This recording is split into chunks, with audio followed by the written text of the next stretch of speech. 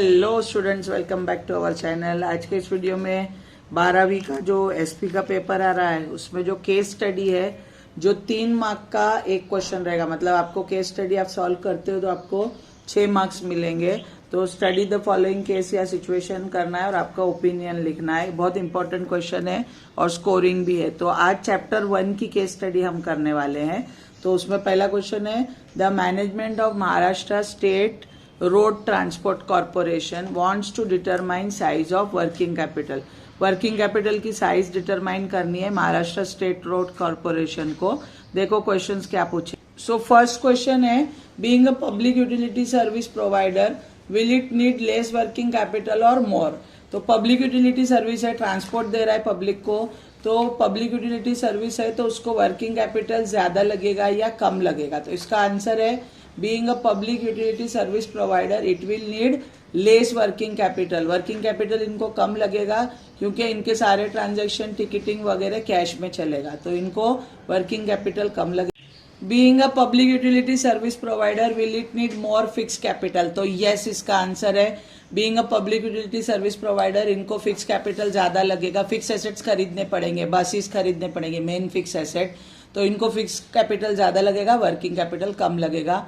और third question है, give one example of public utility service that you come across on day to day basis. Day to day basis पे आप जिस public utility services के through अपना experience लेते हो उसका एग्जांपल लिखना है। तो बेस्ट के बसेस है ना, Brian Mumbai electrical supply and transport undertaking is an example of public utility services. तो इस तरीके से 3 क्वेश्चन आपको पूछे रहेंगे, तीनों का आंसर लिखो, 3 मार्क्स मिल जाएगा। देन सेकेंड क्वेश्चन इसमें है, a company is planning to enhance its production capacity and is evaluating the possibility of purchasing new machinery whose cost is 2 crore. तो कंपनी अपनी प्रोडक्शन कैपेसिटी को बढ़ा रही है और उनको नई मशीनरी लगने वाली है जिसका पॉसिबल कॉस्ट है 2 करोड़, और has alternative of machinery available on lease basis. और दूसरा अल्टरनेटिव इनके पास है, मशीनरी को वो लीज बेसिस यानी रेंटल बेसिस पे ले सकते हैं, या तो खरीदो 2 करोड़ में या लीज बेसिस पे लो। तो पहला क्वेश्चन इस पे पूछा है, what type of asset is machinery. एकदम आसान है, machinery is fixed asset. Machinery कौन सा एसेट है? Fix, because it stage with the company for long period of time. आप एक बार मशीनरी खरीदो, 20-25 साल देखना नहीं पड़ेगा, वो यूज करते रहो, तो मशीनरी फिक्स्ड एसेट है।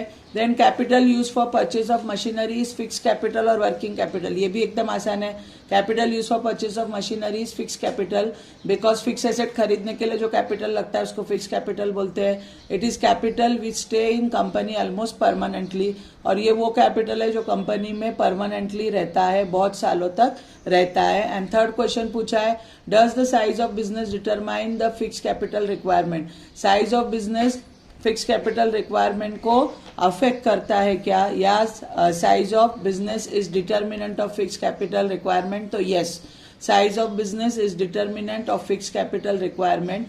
Large size business have high fix capital requirement यानी नीड, एंड वाइस वर्सा। जितना आपका बिजनेस बड़ा होगा, लार्ज होगा, उतना आपको हाई फिक्स कैपिटल नीड लगेगी, हाई फिक्स कैपिटल रिक्वायरमेंट रहेगा, और वाइस वर्सा मीन्स उल्टा, जितना आपका बिजनेस छोटा रहेगा फिक्स कैपिटल उतना ही कम लगेगा।